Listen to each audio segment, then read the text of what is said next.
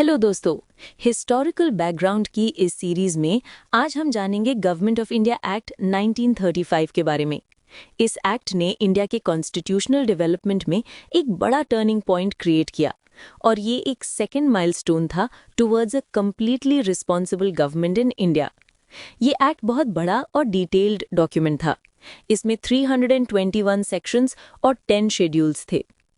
Main features of the act: all India federation का proposal. इस act ने एक ऑल इंडिया फेडरेशन बनाने का प्लान किया जिसमें ब्रिटिश प्रोविंसेस और प्रिंसली स्टेट्स दोनों इंक्लूडेड होते। पावर को 3 लिस्ट्स में डिवाइड किया गया था।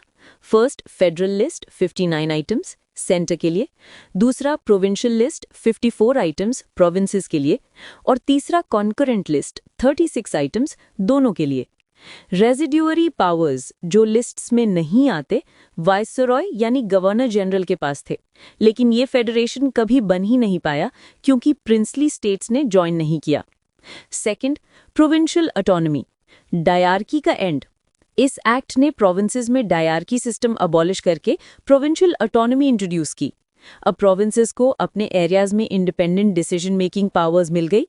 गवर्नर को अब मिनिस्टर्स की एडवाइस पर एक्ट करना पड़ता था, जिनके मिनिस्टर्स प्रोविंशियल लेजिस्लेचर के रिस्पॉन्सिबल होते थे। यह सिस्टम 1937 से स्टार्ट हुआ पर 1939 में सस्पेंड कर दिया गया वर्ल्ड वॉर 2 के टाइम।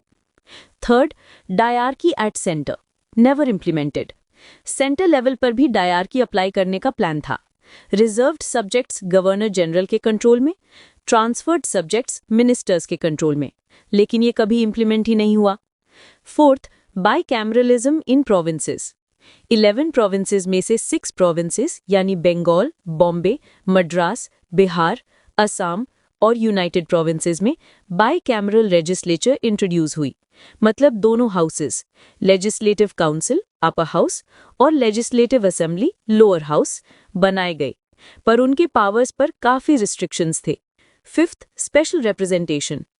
इस एक्ट ने कुछ जनरल सीट्स डिप्रेस्ड क्लासेस यानी शेड्यूल्ड कास्ट्स के लिए रिजर्व की और स्पेशल रिप्रेजेंटेशन विमेन और लेबर यानी वर्कर्स को भी दी गई।